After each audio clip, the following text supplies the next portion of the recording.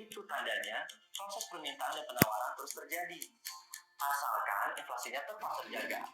Makanya, Bank Indonesia dan pemerintah terus berupaya agar inflasi tetap stabil. Menjaga inflasi bukan hanya tugas Bank Indonesia dan pemerintah aja. Kita juga bisa ikut menjaga inflasi agar tetap stabil dengan cara pola berbelanja bijak. Cabainya mana?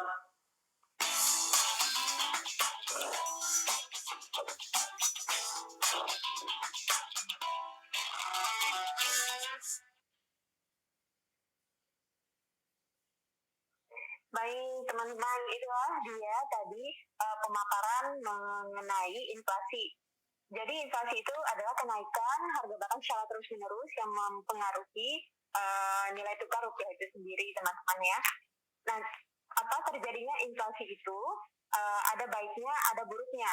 Buruknya tadi bisa kita lihat bahwa semuanya serba mahal, terus cabai misalnya nanti bawang juga mahal dan sebagainya. Tetapi ada baiknya juga, yaitu hal tersebut menandakan bahwa aktivitas perekonomian di masyarakat itu sedang berjalan, begitu ya teman-teman.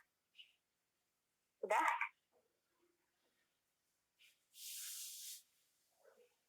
Baik, kita lanjut saja. Dari inflasi, kita lanjut ke pelaksanaan kebijakan makro.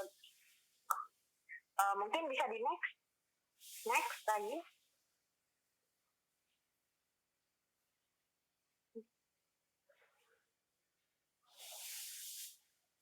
Nah, ini dia. Peran Bank Indonesia dalam sistem pembayaran. Jadi tadi kalau kita sudah melihat Bank Indonesia dalam menjaga stabilan nilai rupiah melalui inflasi dan juga melalui pemantauan inflasi dan juga nilai tukar rupiah terhadap valuta asing. Sekarang kita melihat peran Bank Indonesia dalam menjaga sistem kestabilan nilai rupiah, melalui sistem pembayaran. Yang pertama, Bank Indonesia itu melakukan yang namanya pengawasan, yaitu pengawasan penyelenggaraan sistem pembayaran. Bank Indonesia itu jadi mengawasi seluruh transaksi yang terjadi di Indonesia ataupun di daerah, khususnya di Nusa Tenggara Barat ini melalui kantor perwakilan Bank Indonesia Provinsi Nusa Tenggara Barat. Yang kedua, ada namanya sistem pembayaran perizinan, yaitu memberikan izin sistem pembayaran. Jadi Bank Indonesia ini memberikan izin kepada penerbit atau acquirer dan lain-lain. Jika teman-teman memiliki misalnya toko yang besar, restoran ataupun dan sebagainya yang membutuhkan sistem pembayaran, maka perizinannya bisa diurus di kantor perwakilan Bank Indonesia setempat gitu. Dan juga ada yang namanya operator, yaitu Bank Indonesia menyediakan layanan sistem pembayaran seperti BI-RTGS, BI-SSS, SKNBI, dan lain sebagainya. Selanjutnya ada pengaturan. Bank Indonesia memformulasi kebijakan sistem pembayaran dan menerbitkan peraturan. Menerbitkan PBI misalnya dan SE BI tentang sistem pembayaran. Yang terakhir ini mungkin yang menjadi highlight-nya ya teman-teman. Bank Indonesia sebagai fasilitator dan perlindungan konsumen. Bank Indonesia itu jadi memfasilitasi pembangunan sistem pembayaran oleh industri dan menjaga keseimbangan hak dan kewajiban konsumen. Hal ini mungkin dispesifikkan lagi bahwa Bank Indonesia itu sebenarnya juga mengembangkan transaksi non tunai melalui gerakan nasional non tunai, begitu ya teman-teman. Jadi Bank Indonesia ini juga memberikan atau mengeluarkan sebuah inovasi tentang transaksi, yaitu sebuah transaksi non tunai, di mana saat ini kita mengetahui bahwa inovasi terbaru mengenai transaksi non tunai yang dikeluarkan oleh Bank Indonesia yaitu KRIS. Nah, teman-teman, apa itu KRIS? Kita lanjut ke slide berikutnya. Ini dia kebijakan sistem pembayaran KRIS. KRIS, nanti mungkin diwawancara ditanya, kamu tahu KRIS nggak? Kamu pernah pakai KRIS nggak? Jangankan pakai, mungkin kita belum tahu apa itu KRIS, yang sampai seperti itu. Nah, di sini saya berikan gambaran tentang KRIS ya teman-teman, yaitu KRIS merupakan singkatan dari Quick Response Code Indonesian Standard. Jadi itu adalah standar kode yang dipakai Indonesia untuk melakukan transaksi pembayaran non tunai. Jadi sekarang nggak perlu nih kita pakai misalnya kita mau scan dari OVO atau dari GoPay, dari link aja dan sebagainya, kita harus pakai kodenya link aja, kita harus pakai kodenya GoPay, kodenya OVO dan sebagainya, tidak. Tapi sekarang semua kode itu sudah diakumulasi atau sudah dibentuk menjadi satu. Jadi satu kode untuk semua sistem pembayaran, baik itu menggunakan aplikasi OVO, aplikasi GoPay, aplikasi link aja dan sebagainya, semuanya sudah memakai satu kode, yaitu KRIS. Kode KRIS yang dimana hal ini memudahkan teman-teman untuk melakukan sistem pembayaran non tunai. Praktis banget, tinggal scan, masukin nominal, udah selesai. Jadi tidak perlu lagi repot-repot menunggu kembalian, menunggu penukaran uang, atau takut uang palsu, uang lecek, dan sebagainya. Jadi itu ya teman-teman, bagaimana kita menggunakan KRIS di kehidupan sehari-hari juga itu harus diterapkan karena menimbang bahwa keadaan kita saat ini juga sedang berada di tengah pandemi COVID-19. Jadi KRIS ini akan sangat membantu untuk meminimalisir kontak fisik kita dengan orang lain gitu. Jadi kalau mau bayar nggak perlu lagi capek-capek kayak cari uang terus pengembalian, nggak. Jadi kita cukup scan terus masukin nominal belanja dan udah selesai transaksinya. Begitu nanti nominal uang transaksinya itu akan masuk ke rekening si merchant atau pedagang yang kita beli barang dagangannya begitu. Nah, penggunaan KRIS di masa COVID-19 tentunya tadi sudah mengurangi kontak fisik, dan juga penggunaan KRIS ini teman-teman sudah sudah menyebar luas di masyarakat kita, termasuk penggunaan KRIS dalam berbagai kegiatan seperti of course tadi ada perdagangan retail, transaksi perdagangan. Yang kedua ada penggunaan KRIS dalam kegiatan sosial keagamaan. Mungkin untuk donasi bencana. Sekarang sering ya teman-teman kalau misalnya ke rumah zakat atau ke restoran mana yang menyediakan ada kotak, pasti teman-teman pernah lihat kotak untuk zakat, infak dan sebagainya, pasti ditempelkan kode. Nah itu juga merupakan KRIS, yaitu KRIS yang dipakai dalam kegiatan sosial keagamaan. Jadi kita kalau mau donasi misalnya untuk pembangunan masjid, donasi untuk pemberdayaan anak yatim dan sebagainya, tinggal scan terus kita kasih berapa nominal sumbangan yang ingin kita berikan atau zakat infak sedekah yang ingin kita berikan, lalu misalnya sudah selesai. Jadi tidak perlu lagi capek-capek misalnya cari uang kecil atau uang besar atau uang berapa yang kita butuhkan untuk memasukkan sedekah kita ke dalam kotak tersebut. Nggak perlu, tinggal scan aja udah selesai gitu. Terus penggunaan KRIS di bidang kesehatan. Sekarang banyak juga kita lihat di rumah sakit, klinik dokter, apotek, kalau mau bayar misalnya bayar periksa dokter nggak pakai KRIS, bayar rumah sakit nggak pakai KRIS, silahkan dimanfaatkan fitur tersebut untuk memudahkan transaksi kita di tengah pandemi ini. Oke, next. Nah, teman-teman, mungkin teman-teman akan melihat bagaimana sih penerapan KRIS sehari-hari di tengah masyarakat kita, contoh penerapannya bagaimana. Masa sih KRIS sesimpel itu, teman-teman harus percaya bahwa penggunaan KRIS memang sesimpel itu dan sepraktis itu. Mari kita sama-sama simak video berikut untuk melihat penggunaan KRIS dalam kehidupan sehari-hari.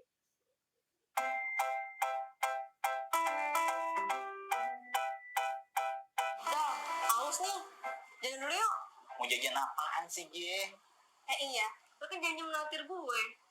Kapan? Emang gue pernah janji mau traktir lu? Suka pura-pura lupa lu ya. Gue tuh gak lupa dah sama traktiran. Ya udah, iya, ayo. Tapi cari yang promo ya. Sini, J. IT nih jadinya. Serius ya, Fir? Mbak, IT 2 ya?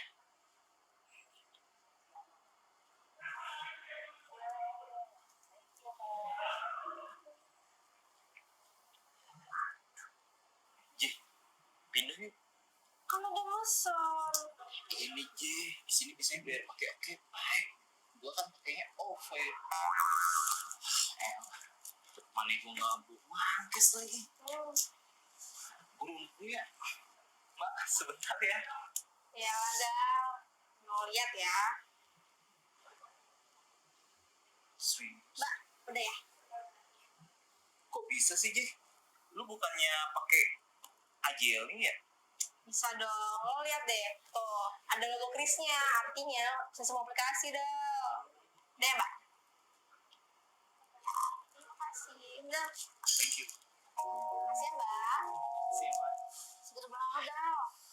Main, Ye. BTW, makasih ya. Oh, makasih.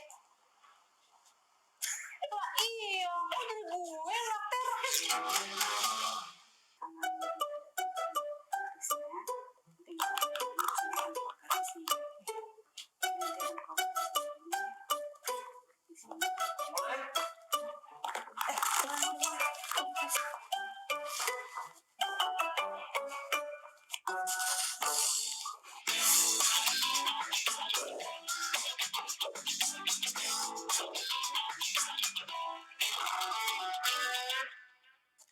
Pastinya kita semua udah tahu dong sama yang namanya Quick Response Code atau yang biasa disebut dengan QR Code.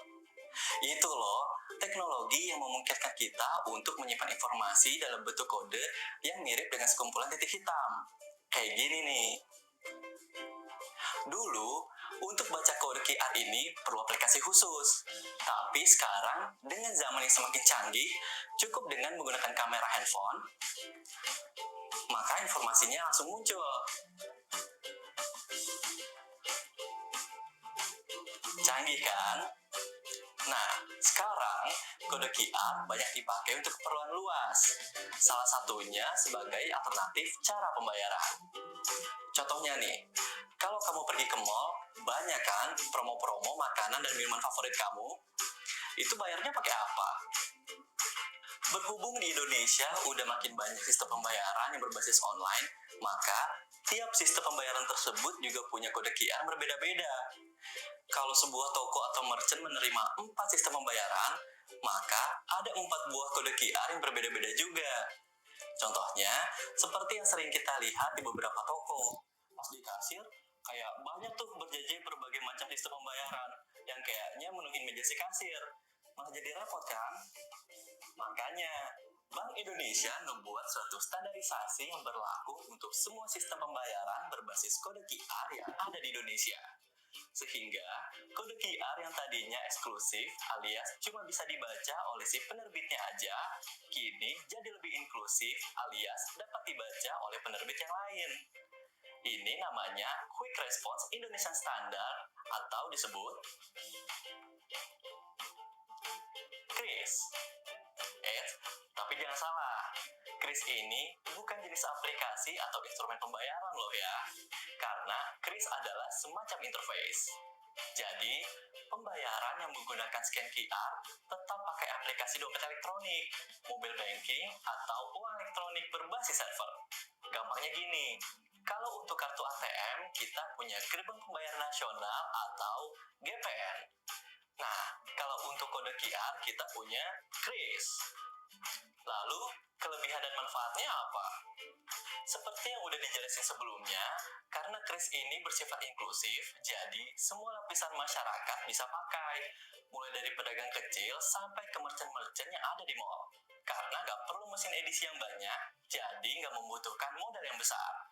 Nantinya, nggak akan ada lagi tuh toko-toko yang menjengin kode QR yang berbeda-beda sampai berjejer penuh kayak gini.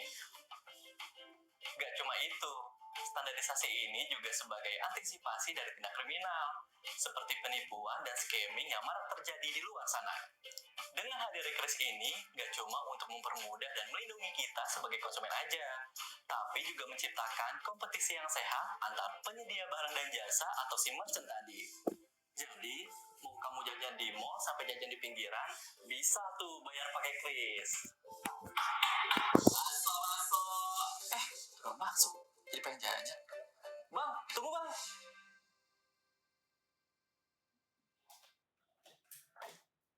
Nah, teman-teman, jadi itu dia tadi ya penggunaan KRIS dalam kehidupan sosial masyarakat sehari-hari. Jadi KRIS itu sebenarnya dia itu berlaku untuk semua kalangan masyarakat, nggak cuma di mall, tapi juga di warung-warung, nggak cuma di restoran, tapi juga di tempat-tempat makan pinggir jalan juga semua bisa pakai KRIS. Bahkan teman-teman mahasiswa nih yang mungkin sedang membuka usaha all shop gitu kan, usaha all shop tentang makanan, kuliner, ataupun tentang baju-baju fashion gitu ya, teman-teman bisa banget buat kris, yaitu di mana pendaftaran kris ini sudah bisa dilakukan secara online, jadi nggak pakai ribet.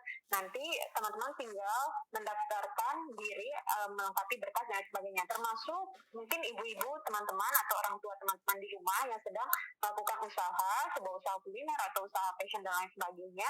Jika ingin mendaftarkan kris, bisa langsung didaftarkan secara online. Kalau misalnya nanti teman-teman ketik aja di Google cara mendaftar kris, itu akan ada banyak petunjuk yang didapatkan gitu. Nah, termasuk nanti ketika teman-teman sudah menjadi GMB atau penerima beasiswa Bank Indonesia, yang dimana teman-teman nanti akan menjadi frontliner atau garda terdepan untuk mensosialisasikan penggunaan kris ini di masyarakat. Jadi teman-teman benar-benar harus tahu apa ini kris, bagaimana cara menggunakannya, dan bagaimana masyarakat bisa paham mengenai manfaat kris untuk daerah ataupun untuk negara kita. Karena di negara-negara lain sendiri, misalnya di negara-negara maju lainnya yang ekonominya sudah maju seperti China, itu penggunaan QR code untuk transaksi pembayaran itu sudah sangat biasa, merupakan hal yang biasa. Jadi tidak perlu yang kayak ribet dan lain sebagainya.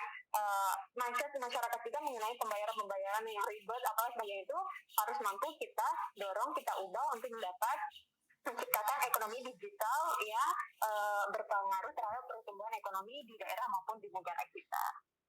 Selanjutnya mungkin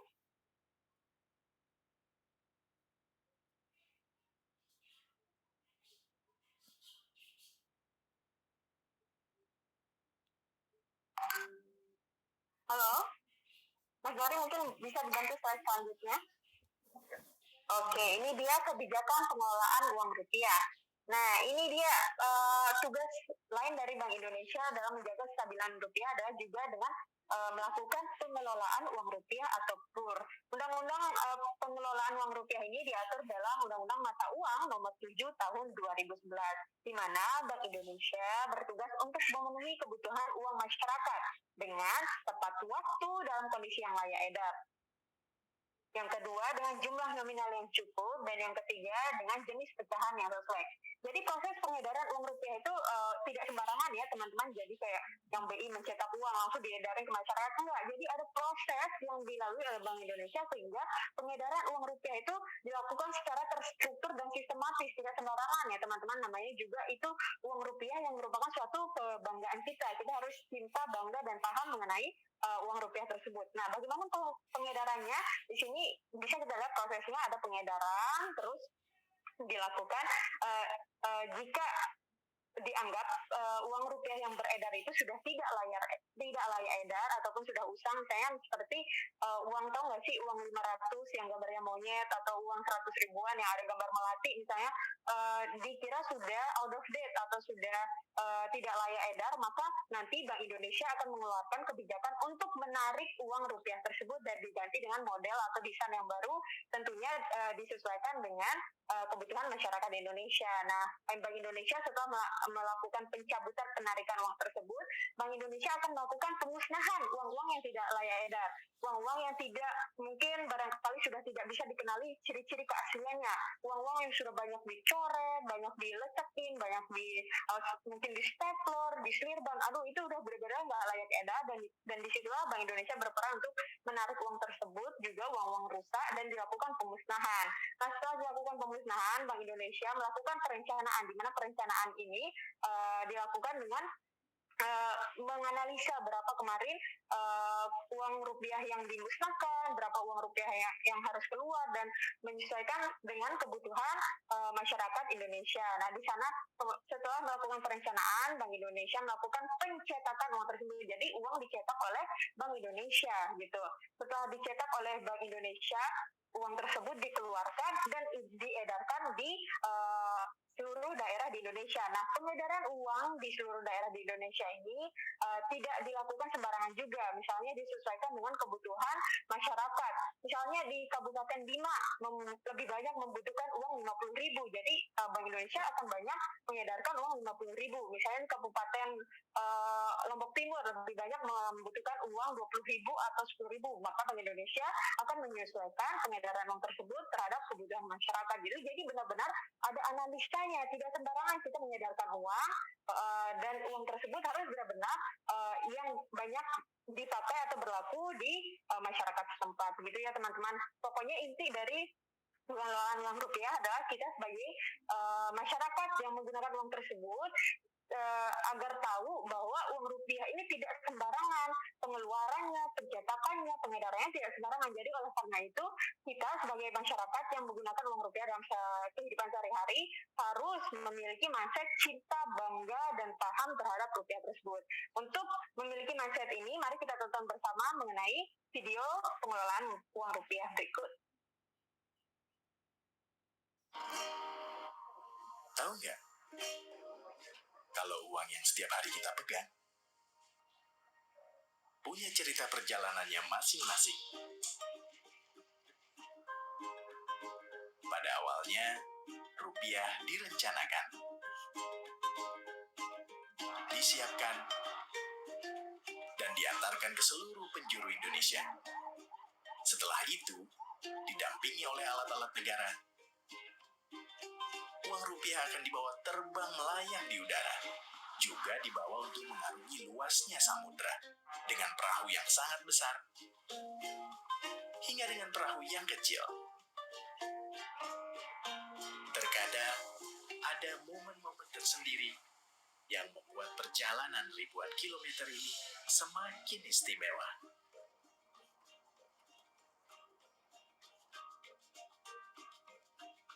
Dari Sabang sampai Merauke, dari Miangas sampai Pulau Rote, demi melihat senyuman saat rupiah akhirnya sampai di tangan. Hingga tanpa kita sadari, rupiah sudah menjadi bagian yang tak terpisahkan dalam kehidupan kita sehari-hari. Membawa kebahagiaan, kenyamanan, dan kebanggaan sebagai bangsa Indonesia. Inilah yang membuat perjalanan rupiah ini jadi lebih bermakna. Kalau kalian pakai rupiah untuk apa? Beli buku, Kamu? ditabung.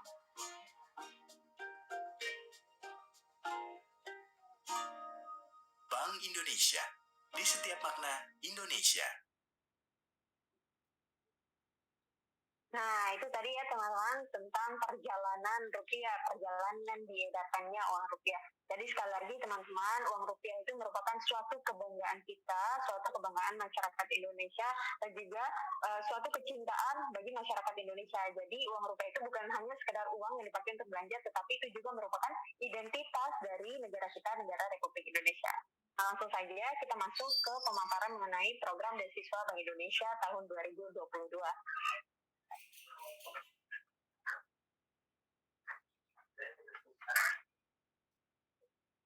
Nah, ini dia tujuan program beasiswa Bank Indonesia secara umum ya. Jadi kampus atau Universitas Guru Mataram itu melakukan kerjasama dengan Bank Indonesia terkait beasiswa. Program beasiswa Bank Indonesia itu bukan tanpa alasan, tapi juga memiliki tujuan, yaitu ada 4 tujuan yang bisa kita lihat di sini. Yang pertama adalah meningkatkan angka partisipasi pendidikan tinggi, indeks pembangunan manusia, dan daya saing bangsa. Jadi program beasiswa ini bertujuan juga untuk meningkatkan daya saing bangsa, tentunya melalui SDM penerima beasiswa Bank Indonesia nantinya gitu. Yang kedua ada optimalisasi potensi, meningkatkan prestasi untuk menghasilkan SDM yang mandiri dan produktif. Jadi program beasiswa Bank Indonesia ini juga bertujuan untuk memaksimalkan potensi yang dimiliki oleh teman-teman, sehingga nantinya teman-teman dapat meningkatkan prestasi serta menjadi SDM unggul yang nanti akan membawa nama baik kampus dan tentunya juga membawa nama baik komunitas penerima beasiswa Bank Indonesia, tentunya Bank Indonesia sendiri juga. Yang ketiga, ada memotivasi generasi muda untuk menyelesaikan pendidikan tinggi. Jadi nanti mungkin ada dana yang diberikan, dana bantuan yang diberikan melalui program beasiswa Bank Indonesia itu kewajiban utamanya adalah untuk memotivasi teman-teman yang sudah menjadi urdi atau sudah menerima beasiswa ini untuk dapat menyelesaikan pendidikan tingginya. Jadi segala urusan di kampus, kewajiban di kampus juga harus diutamakan dan harus diselesaikan ketika sudah menerima bantuan dari program beasiswa Bank Indonesia ini. Dan yang terakhir ada mengembangkan komunitas mahasiswa berwawasan kebangssentralan untuk menjadi frontliners, change agents, dan future leaders. Nah, ketika teman-teman sudah menerima beasiswa Bank Indonesia ini, teman-teman nantinya akan banyak mengikuti kegiatan-kegiatan tentunya yang berkaitan dengan kebangssentralan, dan teman-teman akan mendapatkan wawasan serta informasi mengenai kebangssentralan yang harus teman-teman sosialisasikan kepada sesama teman-teman di kampus maupun masyarakat secara umum. Jadi teman-teman akan menjadi istilahnya kalau istilah kerennya mungkin garda terdepan lah untuk mensosialisasikan kebijakan-kebijakan yang dikeluarkan oleh Bank Indonesia, termasuk tadi kebijakan pengembangan sistem pembayaran non tunai yaitu KRIS. Nah, itu teman-teman akan menjadi garda terdepan untuk mensosialisasikan kebijakan tersebut. Next. Nah, sekilas tentang program beasiswa Bank Indonesia.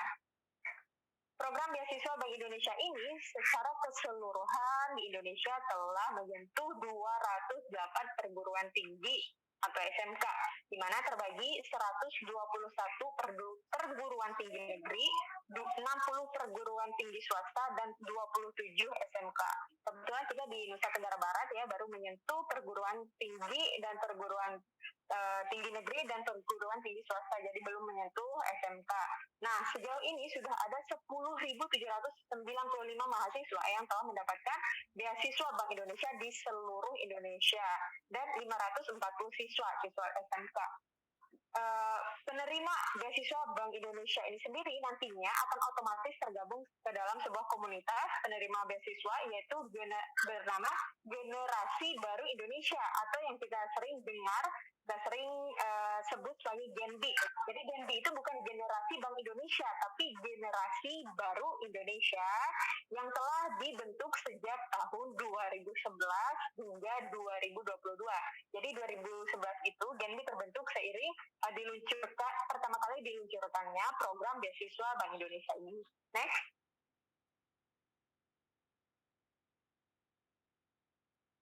Nah, ini dia visi Generasi Baru Indonesia.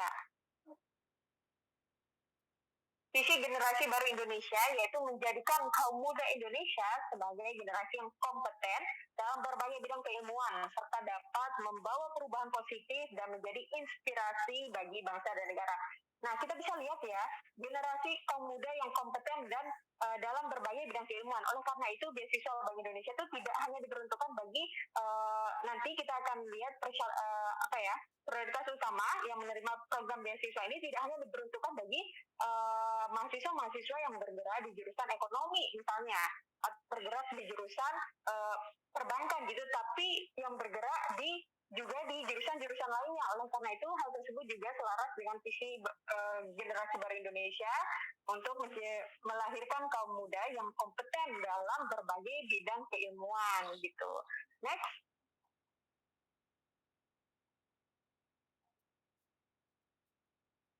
Misi Generasi Baru Indonesia.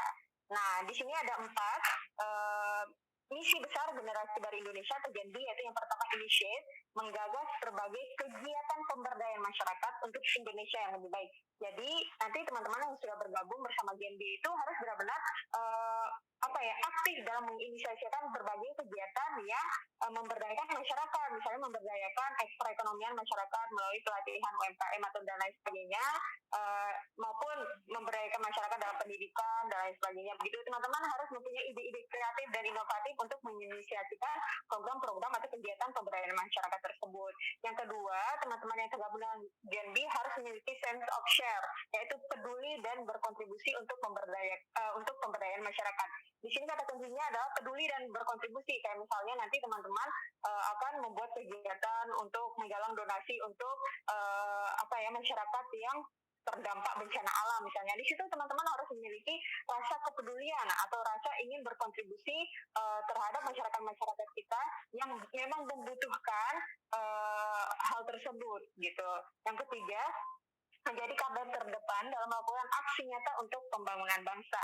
Nah, menjadi garda terdepan untuk melakukan aksi nyata pembangunan bangsa ini bisa dilakukan dengan berbagai cara ya teman-teman, termasuk terlibat dalam misalnya kegiatan-kegiatan yang memang berkontribusi mungkin dalam pembangunan daerah ataupun bangsa, khususnya mungkin pembangunan ekonomi daerah dan lain sebagainya. Yang terakhir, berbagi inspirasi dan memotivasi untuk menjadi energi bagi negeri. Jadi teman-teman yang tergabung dalam GENB ini harus menjadi teman-teman yang menginspirasi, setidaknya menginspirasi secara komunitas mungkin ataupun menginspirasi secara pribadi gitu. Jadi hal ini akan mendorong teman-teman untuk menjadi orang-orang yang berprestasi, baik memiliki prestasi secara besar ya, secara komunitas jadi ataupun memiliki prestasi secara pribadi. Jadi benar-benar di GNB ini visi misinya itu tidak akan lari jauh dari pengembangan potensi teman-teman untuk nanti menjadi kaum muda yang memiliki kompetensi, yang memiliki prestasi untuk kemajuan bangsa begitu. Next.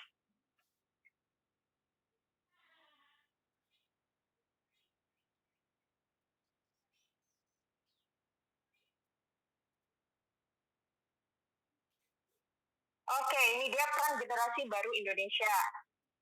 Peran generasi baru Indonesia ada 3 highlightnya di sini. Yang pertama, menjadi change agents atau menjadi role model di kalangan pelajar, mahasiswa, dan masyarakat. Teman-teman nanti kalau sudah memegang yang namanya status sebagai GENB gitu kan, teman-teman akan dilihat oleh banyak orang. Wah, ini anak GENB nih, wah ini anak penerima beasiswa Bank Indonesia gitu. Yuk kita lihat yuk, dia udah ngerjain apa aja sih, dia aktif sebagai apa aja sih di kampus. Teman-teman akan mendapatkan spotlight seperti itu. Teman-teman akan dilihat identitasnya, teman-teman akan membawa diri teman-teman sebagai anak GENB gitu. Jadi teman-teman harus mampu menjadi role model di kalangan pelajar, mahasiswa maupun masyarakat di lingkungan sekitar teman-teman. Jadi teruslah berusaha untuk menebarkan energi positif ataupun energi untuk menginspirasi atau memberikan dampak positif di masyarakat begitu. Yang kedua, GENB akan menjadi frontliners, yaitu mengkomunikasikan kelembagaan dan berbagai kebijakan BI kepada sesama mahasiswa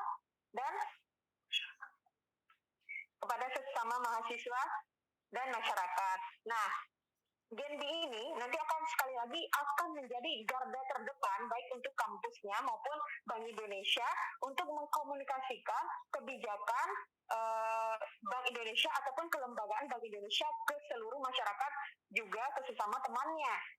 Jadi yang kita tahu mungkin masih banyak masyarakat yang menganggap bahwa Bank Indonesia ini masih sama seperti bank konvensional lainnya. Tadi masih sama seperti BRI, BNI, Mandiri.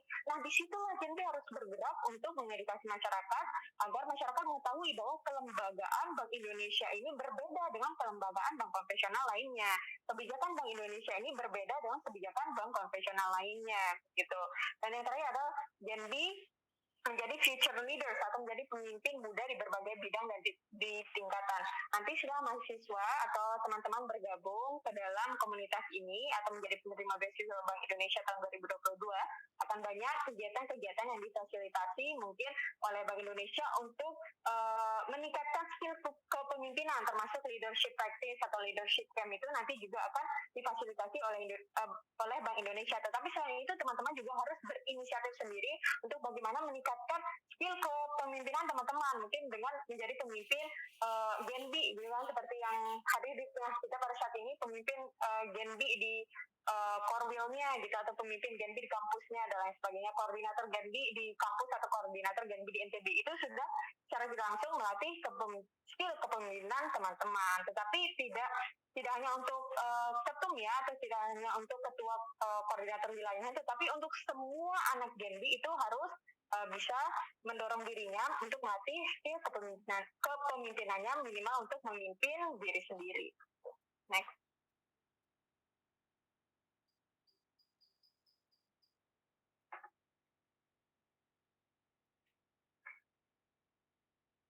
Oke, ini dia tahapan seleksi beasiswa.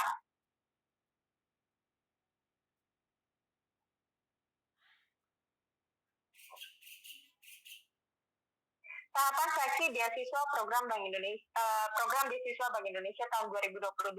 Nah, beasiswa ini teman-teman secara umum ditujukan bagi seluruh mahasiswa yang berada di jenjang strata 1 gitu. Tetapi memang ada beberapa program studi yang diutamakan. Tapi jika teman-teman berada di luar program studi ini, jangan berkecil hati, bukan tidak boleh mendaftar, tapi teman-teman sangat boleh mendaftar pada program beasiswa ini. Nah, tetapi memang ada beberapa program atau program studi yang diprioritaskan oleh Bank Indonesia, mengingat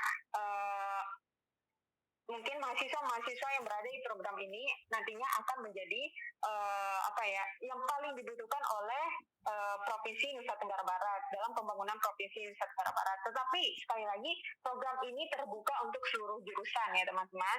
Nah, adapun jurusan yang mungkin diutamakan oleh Bank Indonesia yaitu dari jurusan Teknik Informatika, Ilmu Komputer, dan juga Teknologi Pertanian, Kedokteran, Farmasi, Keperawatan, Teknik Sipil, Peternakan atau Perikanan, Pertanian atau Agribisnis, Ilmu Komunikasi, Studi Pembangunan dan Akuntansi. Silakan bagi teman-teman yang berada di program studi ini agar kita cepat mendaftarkan dirinya ya, karena sudah terbuka besar ini peluang khususnya untuk teman-teman yang berada di program studi ini, tetapi juga terbuka besar peluang untuk teman-teman yang berada di luar program studi ini begitu. Next.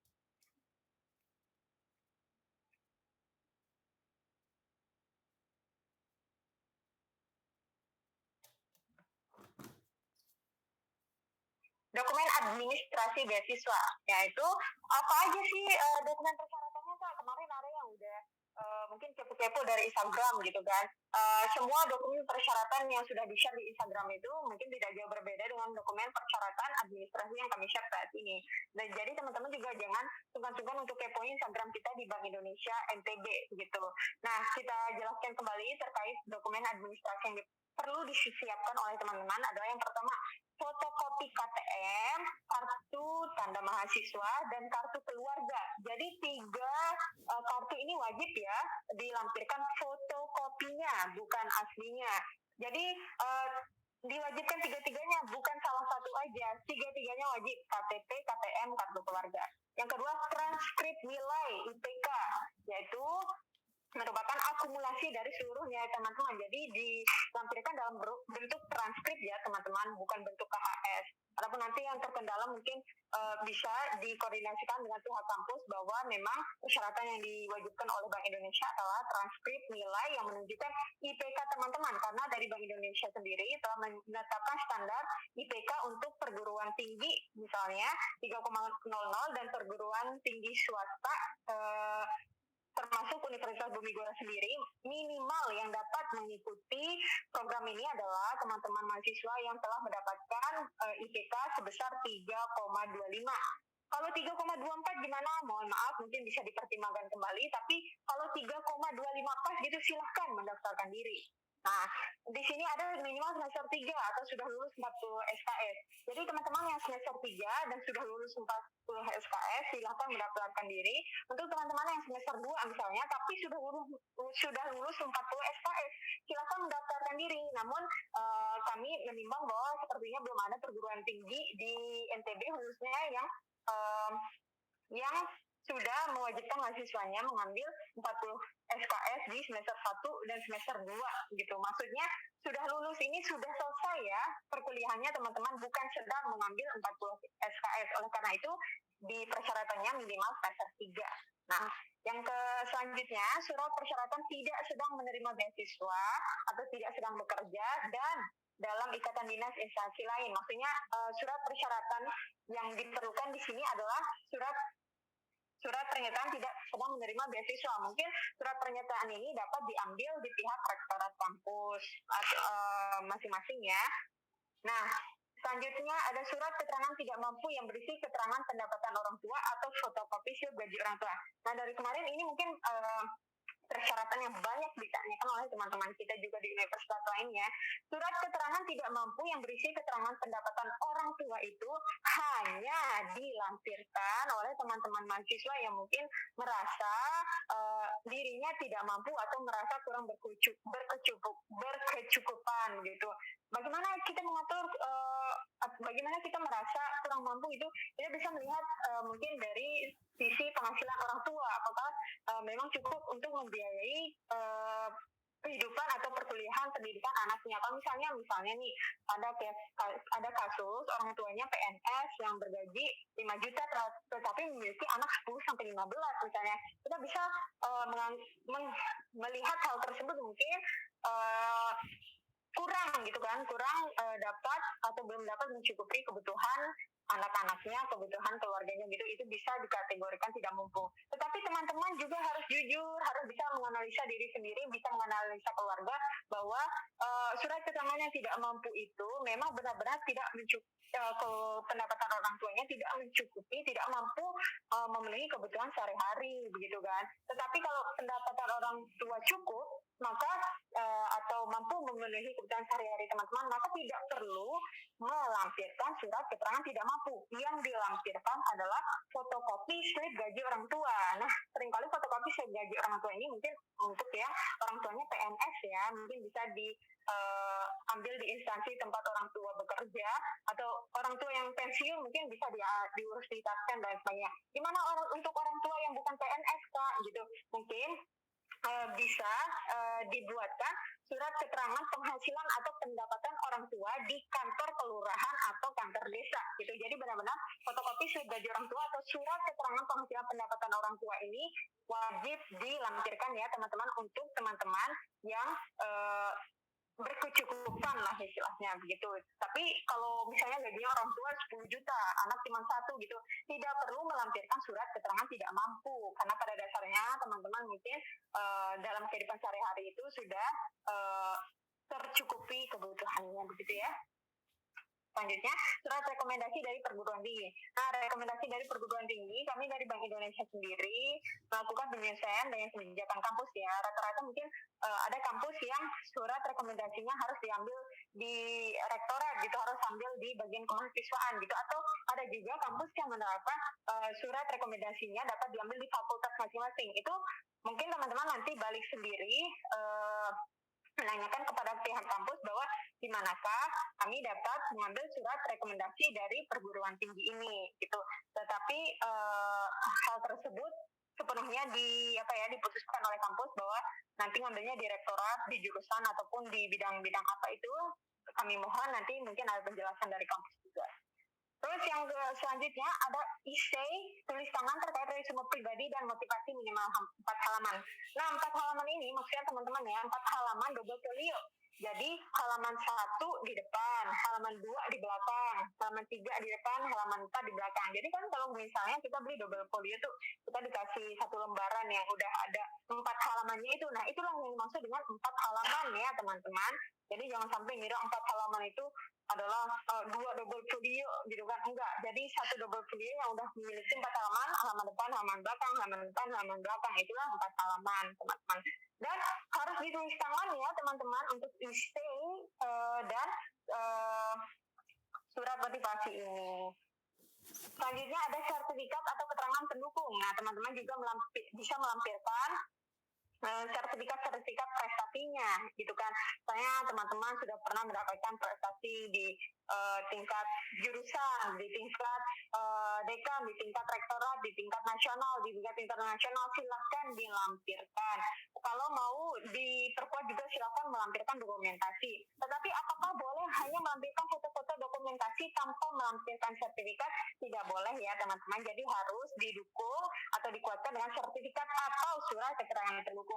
Nah, biasanya surat keterangan pendukung ini diperlukan apabila misalnya teman-teman aktif berkegiatan sosial di masyarakat, atau misalnya teman-teman tergabung dalam remaja masjid, teman-teman tergabung dalam remaja gereja, remaja pura dan sebagainya. Silakan teman-teman membuat surat keterangan pendukung bahwa teman-teman memang aktif di komunitas remaja tersebut. Nah, mungkin ditandatangani oleh ketua komunitas gitu kan, kalau ada stempelnya dikasih stempel begitulah surat keterangan pendukungnya. Jadi walaupun teman-teman tidak aktif di kampus misalnya, tetapi aktif di sosial masyarakat, silahkan diminta surat keterangan pendukung tersebut kepada komunitas atau kelompoknya agar bisa menjadi penguat dokumen teman-teman gitu ya. Nah Kak, minimal mungkin sertifikat ini dari SMA Kak, atau dari SMP atau dari SD itu silakan, apabila itu selama sertifikat itu mampu menjadi bargaining position teman-teman atau meningkatkan nilai tawar teman-teman dalam mendaftarkan beasiswa ini, silakan dilampirkan. Tetapi kami sarankan mungkin dari SMA saja ya teman-teman, karena mungkin dari SD atau dari SMP itu terlalu jauh gitu. Nah, selanjutnya Anda melampirkan biodata mahasiswa sesuai dengan format yang tercantum pada form A1. Nah, form A1 sudah kami bagikan linknya melalui poster yang telah dibagikan di Instagram Bank Indonesia NTB. Silakan dikepoin, dipantengin, di copy linknya agar teman-teman bisa mendownload dan segera mengisi form A1 tersebut. Boleh ditulis tangan ya. Nah, yang selanjutnya, perguruan tinggi dapat memberikan persyaratan tambahan kepada mahasiswa calon penerima beasiswa yang bertujuan untuk meningkatkan kualitas kandidat, supaya tidak bertentangan dengan kriteria yang ditetapkan oleh Bank Indonesia. Jadi teman-teman jangan kaget, misalnya nanti di sini ada 1, 2, 3, 4, 5, 6, 7, 8. Saya ada 8 persyaratan utama nih yang ditetapkan oleh Bank Indonesia. Tapi kok dari kampus ada tambahan, kok jadi 10 gitu, misalnya teman-teman harus wajib melampirkan apa gitu kan, tambahan dari kampus, atau harus melampirkan surat keterangan berdedikasi untuk negeri misalnya gitu dari kampus. Jadi jangan kaget teman-teman, karena Bank Indonesia juga mempersilakan kampus untuk memberikan persyaratan tambahan kepada mahasiswa calon penerima beasiswa yang bertujuan untuk meningkatkan kualitas kandidat dari penerima beasiswa Bank Indonesia tahun 2022 di Universitas Bumi Gora ini, begitu ya. Next.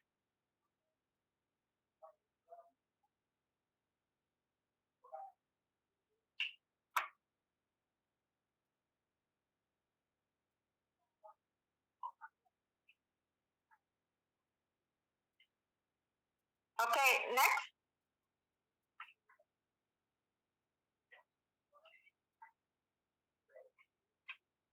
Oke, sepertinya kita tunggu dulu ya, teman-teman ada. Oke, ini dia. Tahapan seleksi beasiswa. Mahasiswa calon penerima beasiswa mendapatkan sosialisasi dari Bank Indonesia. Jadi, teman-teman, ada beberapa tahapan seleksi beasiswa yang akan dijalankan oleh Bank Indonesia ya. Termasuk hari ini adalah sosialisasi dari Bank Indonesia kepada calon penerima beasiswa Bank Indonesia. Jadi kita sudah melalui tahap pertama. Nanti setelah roadshow ini atau setelah sosialisasi ini ada tahap apa sih Kak? Nah, tahap yang kedua itu ada mahasiswa calon penerima beasiswa mengumpulkan seluruh berkas persyaratan administrasi sesuai dengan kriteria yang telah ditetapkan kepada perguruan tinggi masing-masing. Jadi tahap selanjutnya adalah teman-teman mengumpulkan berkas, atau mungkin sudah banyak ya mengumpulkan berkas dari hari-hari sebelumnya, sebelum roadshow, itu sangat bagus. Dan teman-teman nanti kalau berkasnya sudah lengkap, silakan diserahkan ke perguruan tinggi masing-masing begitu ya. Jadi nanti batas terakhir pengumpulan berkas di universitas kalau tidak salah tanggal 23. Nah, selanjutnya setelah pengumpulan berkas nih, perguruan tinggi melakukan seleksi administrasi terhadap mahasiswa calon penerima beasiswa sesuai dengan kriteria yang telah ditetapkan. Jadi perguruan tinggi itu akan membantu Bank Indonesia untuk memfilter berkas teman-teman. Jadi berkas teman-teman itu sebelum diserahkan ke BI, difilter dulu nih mana yang memang berkas mahasiswa yang sudah lengkap atau memang yang masih kurang.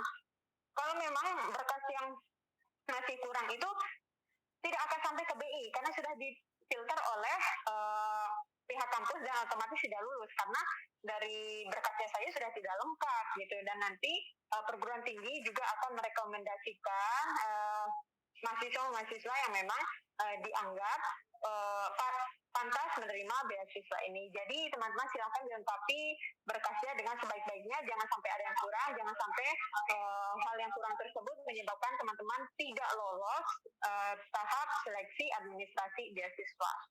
Yang selanjutnya, perguruan tinggi menyerahkan daftar nama calon penerima beasiswa yang telah memenuhi kriteria kepada Bank Indonesia beserta kelengkapan dokumen. Setelah difilter oleh universitas, kemudian dokumen tersebut akan diserahkan pihak kampus dari Universitas Bumi Gora ke Bank Indonesia. Begitu. Setelah berkasnya sampai di Bank Indonesia, Bank Indonesia akan melakukan verifikasi berkas calon penerima beasiswa yang diserahkan oleh perguruan tinggi. Jadi Bank Indonesia itu akan memverifikasi kembali, akan meng-cross-check kembali berkas teman-teman. Jadi tidak langsung yang kayak ditetapkan gitu, enggak. Jadi kita juga akan membaca isi teman-teman, kita akan melihat IPK teman-teman, membaca form A1 teman-teman, semuanya akan divalidasi dan diverifikasi oleh pihak Bank Indonesia. Jadi teman-teman dalam mengumpulkan berkasnya, sekali lagi kami mohon lengkapi dengan sebaik-baiknya, dibuat dengan sebaik-baiknya juga perlengkapan persyaratannya, karena semua itu akan divalidasi dan diverifikasi kembali oleh pihak Bank Indonesia gitu. Nah, setelah berkas tersebut di cross check oleh Bank Indonesia melakukan seleksi wawancara kepada calon penerima beasiswa. Ketika mungkin berkas teman-teman nih sudah memenuhi syarat, sudah dianggap valid atau diverifikasi oleh Bank Indonesia, kemudian Bank Indonesia akan menetapkan mahasiswa-mahasiswa yang lolos ke tahap wawancara, dan Bank Indonesia akan mengumumkan sesi wawancara kepada calon penerima beasiswa tersebut, begitu ya. Dan setelah melakukan sesi wawancara, pengumuman mahasiswa lolos seleksi penerimaan beasiswa akan dilakukan Bank Indonesia nanti sekitar bulan Maret kalau nggak salah ya. Nanti sekitar bulan Maret setelah dilakukannya wawancara, akan diumumkan mahasiswa-mahasiswa yang lolos dan berhak menerima beasiswa Bank Indonesia tahun 2022. Jadi teman-teman, sekali lagi ya, berkasnya dilengkapi sebaik mungkin dan selengkap mungkin agar nanti bisa dikumpulkan tanggal 23 itu dan bisa lolos pada seleksi tahap administrasi beasiswa Bank Indonesia. Next. Oke, mungkin itu tadi slide terakhir ya dari pemaparan materi mengenai program beasiswa Bank Indonesia tahun 2022. Jika masih ada yang ditanyakan, silakan teman-teman jangan ragu-ragu untuk bertanya terkait informasi yang belum jelas, mungkin atau informasi yang masih ingin dikulik lagi tentang program beasiswa ini, karena ada banyak yang menemani kita di sini dari Bank Indonesia, ada saya, ada Mas Nando juga, dan ada Mas Dori, yang nanti akan memberikan informasi yang teman butuhkan terkait pendaftaran beasiswa Bank Indonesia tahun 2022 ini. Langsung saja saya kembalikan ke moderator. Baik, kita sudah sama-sama mendengarkan pemaparan yang sangat baik sekali dari Mbak Malika. Kami ucapkan terima kasih atas pemaparannya. Dan kita akan berlanjut pada sesi berikutnya, yaitu sesi tanya-jawab. Maka kami persilahkan kepada adik-adik dapat menggunakan fitur raise hand ataupun menulis pertanyaan melalui kolom chat. Seperti itu, kami persilahkan untuk menanyakan, mungkin ada yang masih terselip mengenai beberapa poin tadi, khususnya untuk seleksi pendaftaran beasiswa. Ya, di sini sudah ada satu orang yang mengangkat tangan atas nama Muhammad Danang. Muhammad Danang, kami persilahkan untuk nyalakan mic dan videonya supaya bisa langsung direct memberikan pertanyaan. Silakan, Mas Muhammad Danang. Halo. Baik, nampaknya Muhammad Danang belum siap. Mungkin ada pertanyaan dari teman-teman yang lain? Oh, silakan, udah on Muhammad Danang. Silakan disampaikan pertanyaannya. Mungkin saya ada 2 pertanyaan. Ya, silakan Muhammad Danang. Yang pertama, misalnya kalau ada untuk terkait surat keterangan tidak mampu, itu yang pertama. Misalnya kalau dia namanya slip gaji dan dia hidupnya emang bukan dari gaji orang tua, atau mungkin dia dihidupin oleh keluarganya. Jadi untuk dapat slip gajinya kayak gimana? Jadi atau surat keterangan tidak mampu aja yang dibutuhin. Oke. Nah, terus buat pertanyaan kedua, apakah IPK PTS itu wajib 3,25 untuk syarat lolos untuk tes seleksi untuk pertama itu? Mungkin itu aja pertanyaannya. Oke, terima kasih Muhammad Danang.